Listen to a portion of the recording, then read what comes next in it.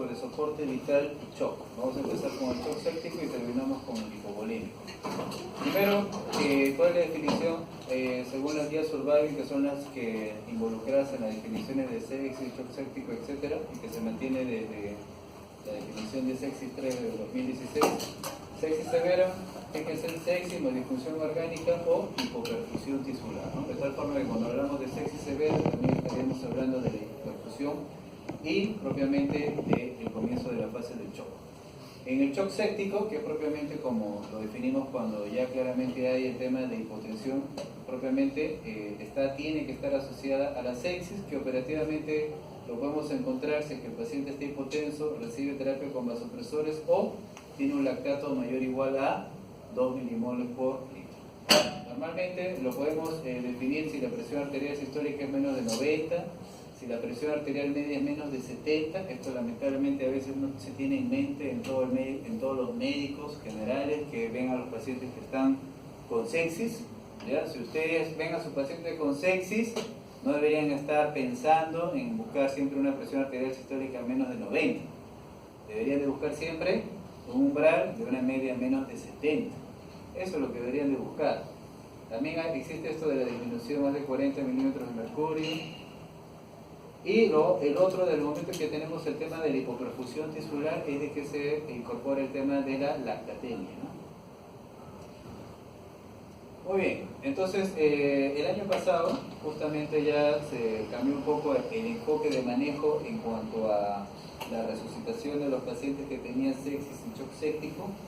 Por ejemplo, acá sugieren unas medidas de evaluación y de manejo, ¿no? que son propiamente cuando se refiere acá a los bándalos. Primero es que hay que hacer la medición del lactato siempre, porque ese es el indicador de la hipoperfusión tisular y asumimos que está elevado si que se encuentra por encima de 2 milimoles por litro.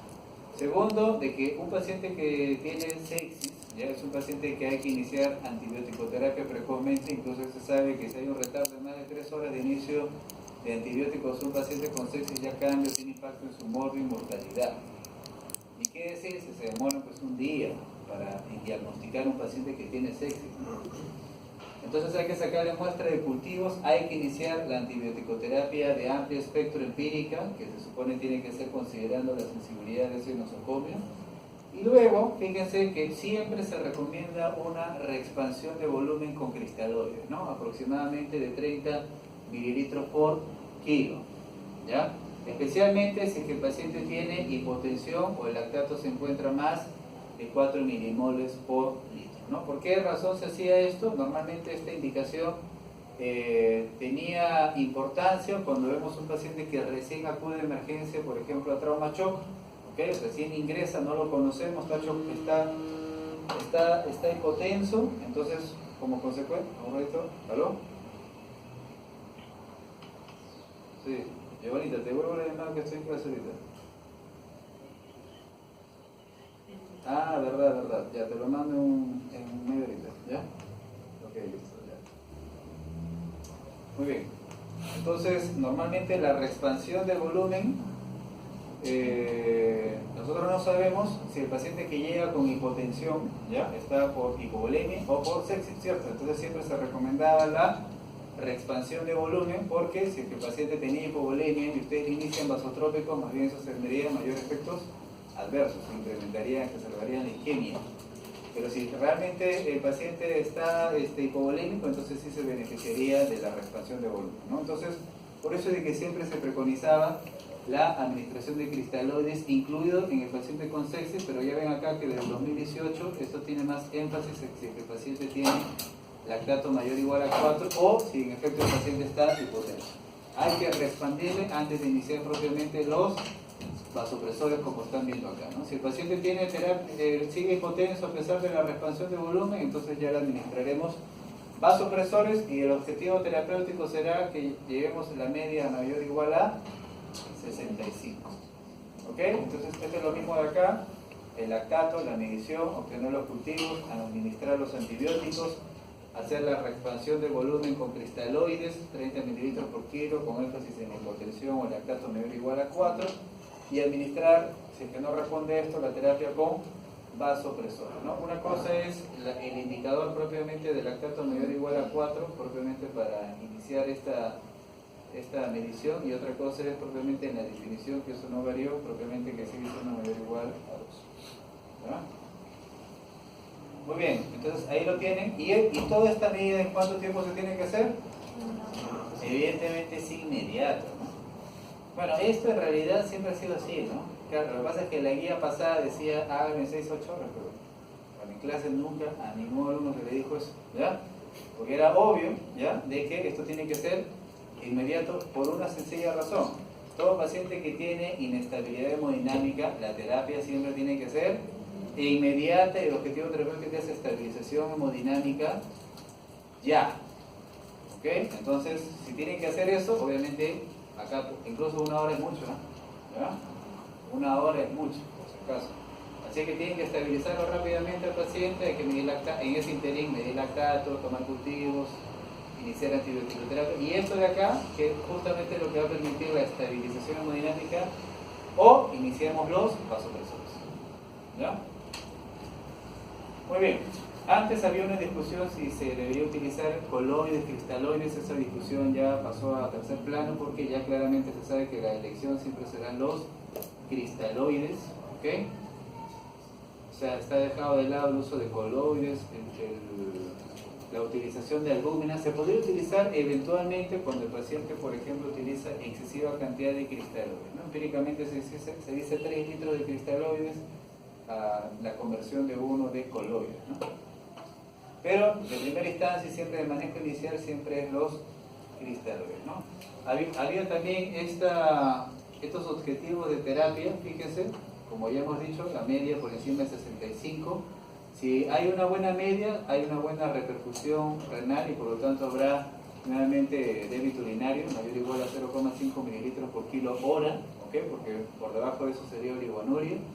Y la saturación venosa, que cada vez se calcula menos pero todavía está indicado, es que debe estar al menos 70%, o la saturación venosa mixta de 65%, ¿no? Esto es muy fácil de entender. Tiene la saturación de oxígeno arterial y venosa. Evidentemente la sangre arterial tiene que estar oxigenada, la sangre venosa un poco menos, ¿cierto?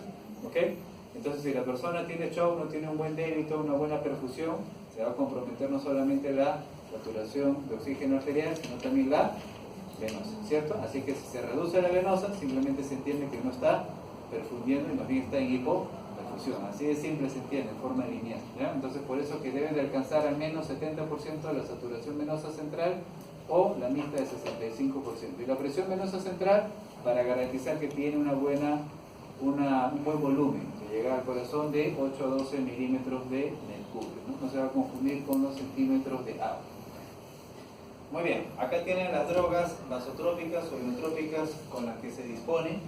Tienen la dobutamina, dopamina, y acá tienen justamente el efecto farmacológico, ¿no? Como se dan cuenta, la dopamina tiene un efecto que es concentración dependiente. ¿Qué significa? Que a dosis bajas vamos a tener, por ejemplo, esta dosis dopaminérgica, que actualmente no tiene aplicabilidad terapéutica.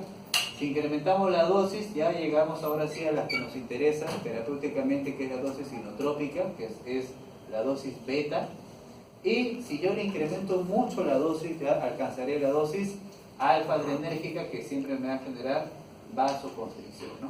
La dobutamina, en cambio, fíjense, tiene primero una acción beta 1, luego beta 2 y finalmente una acción alfa, ¿ok? En cambio acá tenemos la noradrenalina, el que tiene una acción beta, luego tiene una acción alfa y finalmente tiene una acción beta 2.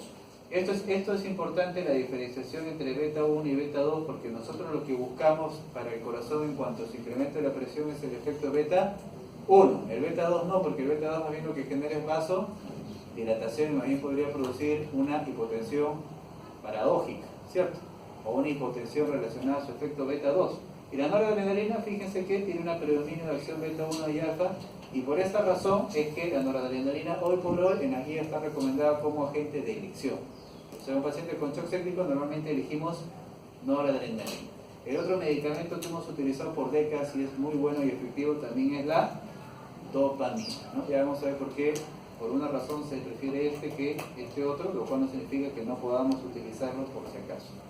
Y acá tenemos otro efecto que es la epinefrina, que tiene un efecto homogéneo entre beta 1 y beta 2 con alfa. Muy bien, acá tienen los diferentes vasotrópicos y inotrópicos. Fíjense de que todos, miren acá, vasoconstricción, todos finalmente podrán llegar a tener un efecto vasoconstrictor, ¿no? Por eso, si ustedes recuerdan ese caso clínico de esa paciente que al final terminó en amputación de las 4 extremidades porque tenía uno de los sepsis con urolitiasis, ¿cierto? ¿Por qué era? Porque esa paciente normalmente en condiciones normales debe haber muerto, ¿no es cierto? ¿No? Pero, porque está en shock séptico, tenía mal pronóstico, etc. Pero, ¿qué pasó? Le dieron drogas vasotrópicas a alta dosis, no solo 1, no solo 2, sino hasta 3. Y por lo tanto, obviamente, alta dosis, ¿qué va a producir? Efectos ya adversos, como cualquier medicamento, en este caso, vasoconstrictores, y por lo tanto, hipoperfusión isquemia, necrosis, y al final acabó en amputación, ¿cierto? Entonces hay que buscar justamente dosis intermedias que son las inotrópicas, que en el caso de la dopamina, por ejemplo. ¿Ya? Muy bien. Algunas tienen riesgo de arritmias, eso es lo que vamos a ver después, ¿no? A ver, la dobutamina, fíjense que ¿cuál es su indicación terapéutica hoy por hoy? Un paciente que tiene shock cardiogénico, por ejemplo. ¿Por qué? Miren, acá está la definición justamente de falla cardíaca, incremento de la presión de llenado del ventrículo izquierdo en el contexto de hipotensión, ¿ya? Entonces, en este paciente, si está con shock cardiogénico, con incremento de las presiones de llenado, utilizamos dobutamina. Pero, normalmente se utiliza como una terapia añadida a veces. ¿Por qué razón? Porque hay que tener cuidado de que si el paciente tiene mucha hipotensión, recordemos que esto tiene efecto beta 2, y como tiene efecto beta 2 puede producir hipotensión también. Y además, como consecuencia de la hipotensión, puede producir taquicardia refleja y más bien eso puede generar arritmias. Entonces, cuando utilizamos dobutamina, no lo podemos utilizar si es que el paciente está con hipotensión franca. Tiene efecto beta 1, un análogo de la dopamina, y tiene riesgo de arritmias como todos los inotrópicos. Esta es la dopamina, que es un buen medicamento, precursor de la noradrenalina. Ustedes lo que sí tienen que saber de ahora en adelante, esto es imposible que se olviden, son las dosis de la dopamina. Esto lo sabe cualquier médico general, ¿ya? Entonces, la dopamina tiene dosis dopaminérgicas que son bajas, de 1 a 2, las sinotrópicas que buscan el efecto beta 1 de 5 a 10, y las vasotrópicas constrictoras que son alfa 1 es por encima de 10. ¿Ok? Microgramos por kilo minuto. ¿Ya? ¿Ok? Esto vamos a ver en la práctica también un poquito. ¿Ya? Bueno, anteriormente, hace muchos años, se decía que la dosis dopaminérgica se utilizaba como protector renal para una infuria renal aguda. Esto actualmente no tiene ninguna evidencia, ni se utiliza, ni tiene esta indicación. Y las guías clínicas sugieren que se utilice dopamina, ¿no? ¿Por qué razón es esta recomendación? Principalmente porque esto tiene menor riesgo de taquiarritmias, o sea, la noradrenalina, ¿ya? Se utiliza en preferencia la dopamina porque la noradrenalina tiene menor riesgo de taquiarritmia, ¿no? Entonces, por eso es que se dice que si van a utilizar dopamina, el paciente debería tener bajo riesgo de taquiarritmias, ¿ya? Se sugiere el uso en ese contexto. Y en realidad muchos pacientes no tienen riesgo de taquiarritmia, no es que sea un riesgo prevalente en el paciente con infecciones. Así es que, en realidad, también podría utilizarse dopamina, por si acaso, ¿ya? La adrenalina, que ustedes lo deben de, por ejemplo, el tratamiento de una anafilaxia, ¿qué se utiliza? Adrenalina, ¿no? Un tercio de ampolla subcutáneo, ya está, se acabó la anafilaxia. Tiene estimulación tanto beta 1 como beta 2. Normalmente se utiliza como terapia añadida a otro agente inotrópico, por ejemplo, puede ser noradrenalina más adrenalina, puede ser dopamina más adrenalina. El efecto beta se compensa con el efecto alfa, y esto acá es infrecuente, que puede incrementar la producción de la noradrenalina. La noradrenalina es el agente de elección e incluso mantiene el filtrado glomerular, a pesar que es vasoconstrictor, como estamos viendo ahí. El filtrado glomerular se mantiene a diferentes dosis de la noradrenalina. Y este es el estudio que previamente comparó dopamina y noradrenalina, y al final terminó encontrando que había eventos de taquiarritmias supraventriculares en los pacientes que utilizaban dopamina en comparación al paciente con noradrenalina. Entonces, por esa razón es de que utilizan noradrenalina de elección. Se debe utilizar corticoides en los pacientes que tienen sepsis. Ustedes deben haber visto, a lo mejor, un paciente hospitalizado que han iniciado hidrocortisona Bueno, ¿qué dice la guía clínica? Que no se sugiere su utilización si es que previamente no se ha resucitado adecuadamente la fluidoterapia, la terapia vasopresora adecuada o bien indicada, ¿ya? Entonces, lo lógico que es, pues, si el paciente tiene infección y sepsis y el corticoide, más bien, ¿qué es lo que ha producido? Va a producir una inmunodeficiencia, ¿no? Entonces, lo lógico que pensamos es que está contraindicado, pues, ¿cierto?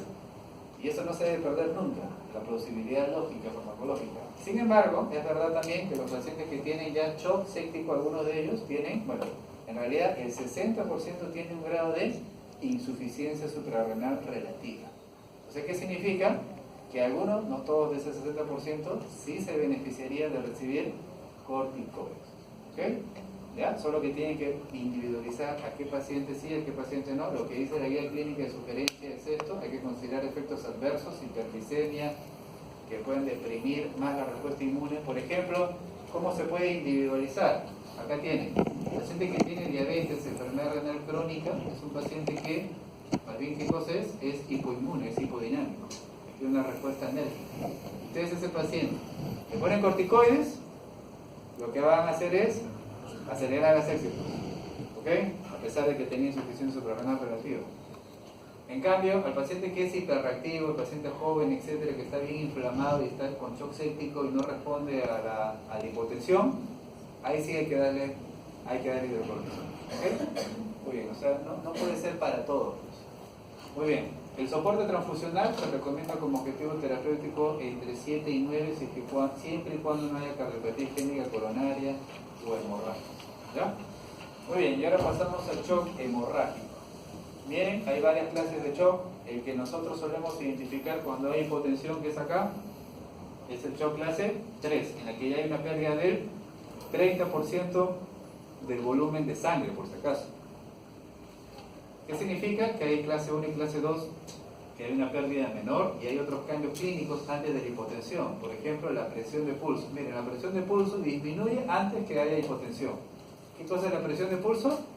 La diferencia entre la presión arterial sistólica y diastólica, ¿no? Cuando hay hipotensión, ¿qué pasa? Hay vasoconstricción y hay aumento de la resistencia vascular periférica, ¿cierto? O sea, la presión arterial diastólica aumenta y la sistólica poco a poco va disminuyendo.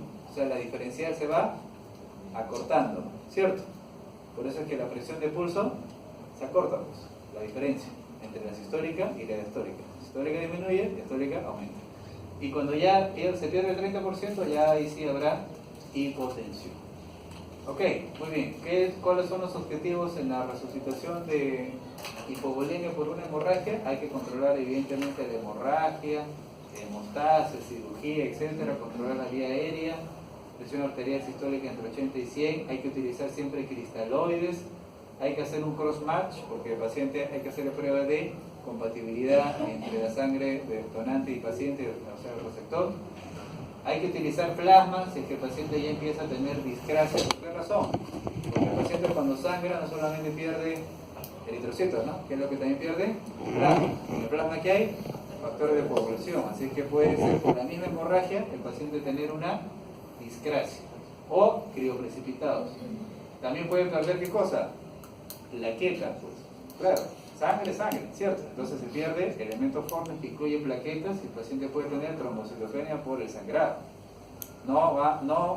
Si viene un paciente con choque hemorrágico y le encuentra plaquetopenia, no va a decir, doctor, se está sangrando por la plaquetopenia, ¿no? Claro, podrían decirme eso si es que tiene antecedentes de petequias, historia de un síndrome que tenga antecedentes de hemorragia, crónicamente hablando, ¿cierto? Pero nunca ha tenido ningún antecedente. Encima es un paciente joven que ha tenido un accidente de tránsito, sangra, encuentra plaquetopenia, ¿qué van a pensar? Lo lógico, ¿qué es lo lógico?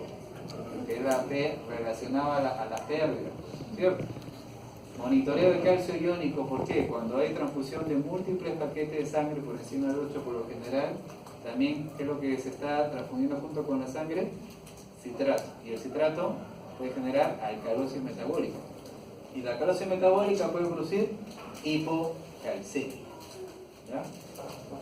Muy bien, fíjense, acá cuando se produce una hemorragia aguda se pierde tanto plasma como elementos formes, ¿cierto? Y en realidad, si nosotros miráramos un hematocrito, el hematocrito sería un mal indicador. ¿Por qué? Miren acá, el hematocrito casi no varió hasta una hora después porque hay mecanismos compensatorios. O sea, en conclusión, en una hemorragia aguda el hematocrito es un mal indicador, ¿ya? ¿Por qué hay mecanismos compensatorios? Se contrae, por ejemplo, el vaso, hay una pérdida proporcional, etc.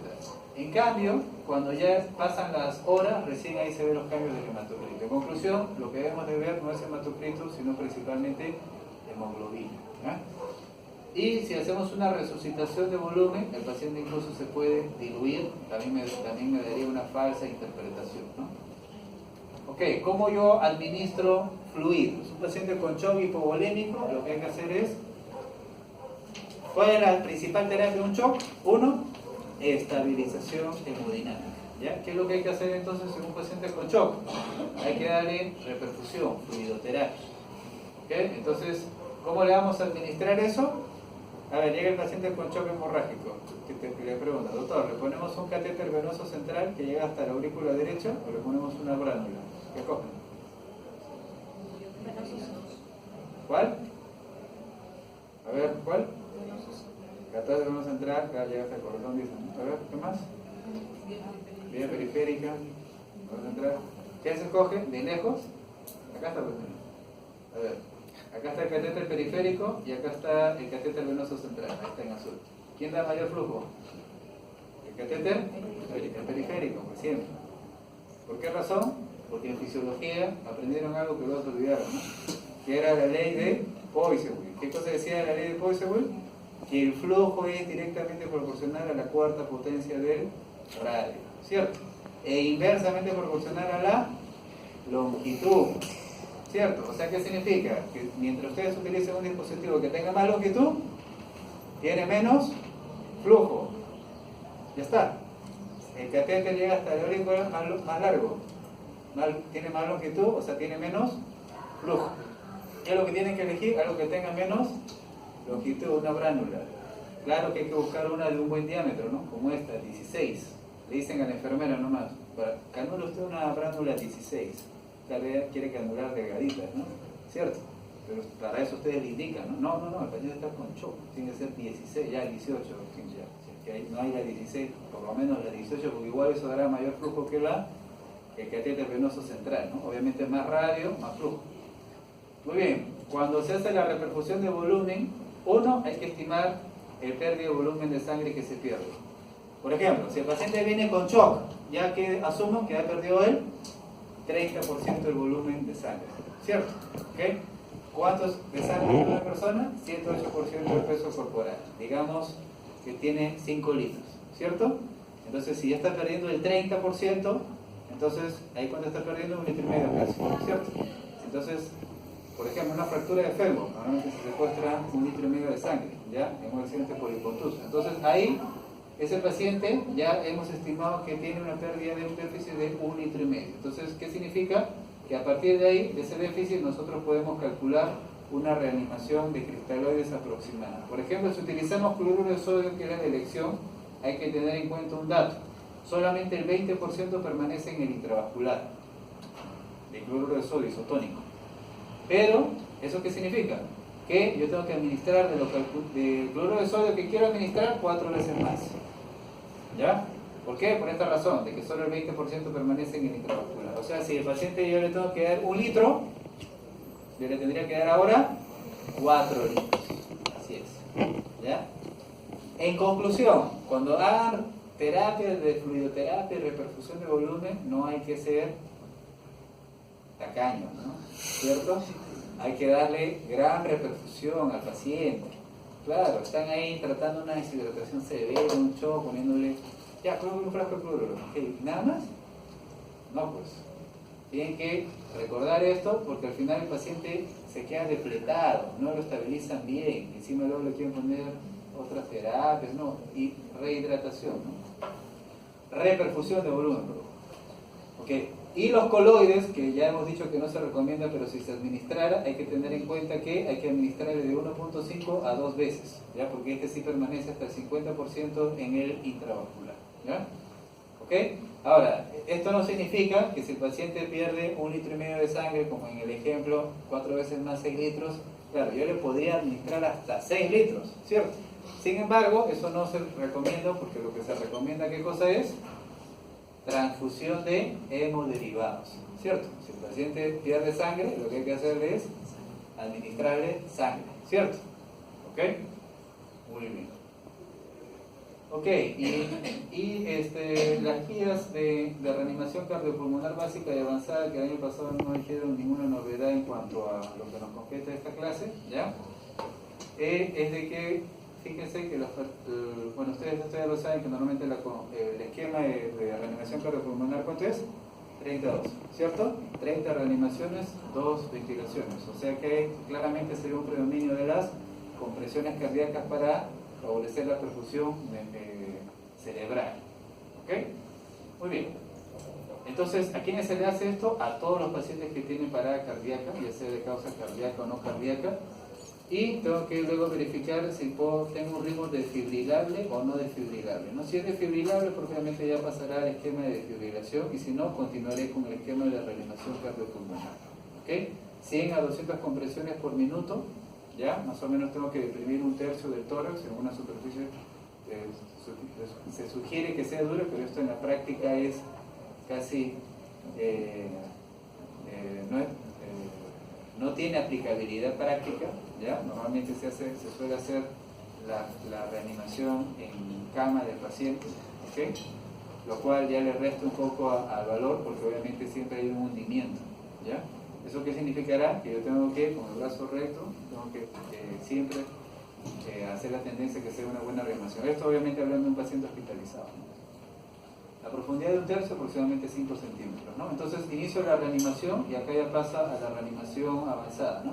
Verifico si es desfibrilable, ¿no? Si es desfibrilable, o sea, si tiene taquicardia ventricular sin pulso, fibrilación ventricular, ahí le administro una descarga y luego sigo con la reanimación cardiopulmonar 2 minutos y vuelvo a verificar. Este esquema yo lo puedo mantener por 3 veces.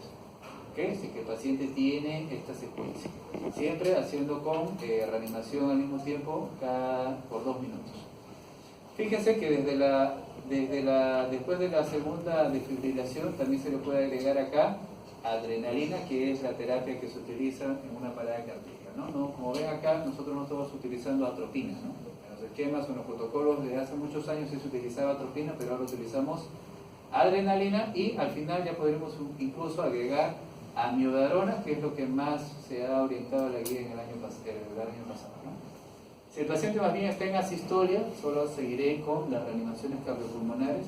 Hay que administrar en la reanimación ya avanzada la adrenalina, ¿ok? Aproximadamente 1 miligramo cada 3 a 5 minutos. Y evidentemente durante este tránsito protocolo yo siempre tengo que identificar la posible causa. Si el paciente tiene hipercalemia, supone que tengo que administrar también, ¿qué cosa? Gluconato de calcio, ¿cierto? Si el paciente tiene otra causa de parada cardíaca, acidosis metabólica severa, tengo que administrar también bicarbonato de sodio, ¿cierto? Bueno, no tiene una causa identificable, simplemente seguiré con la asistencia o los protocolos. ¿Ok? Muy bien. Eso es todo. ¿Tiene alguna pregunta? A la hora que quiera. Igual no hay química, vamos a ver.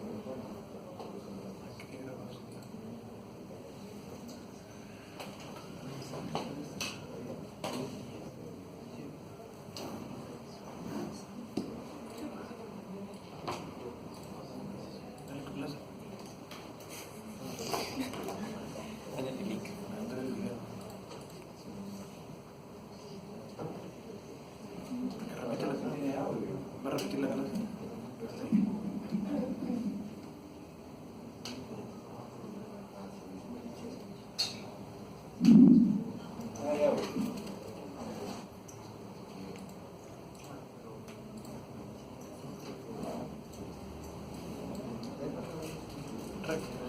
Grabando clase, no hay audio. Muy bien, ahí les he dejado la clase, ¿no?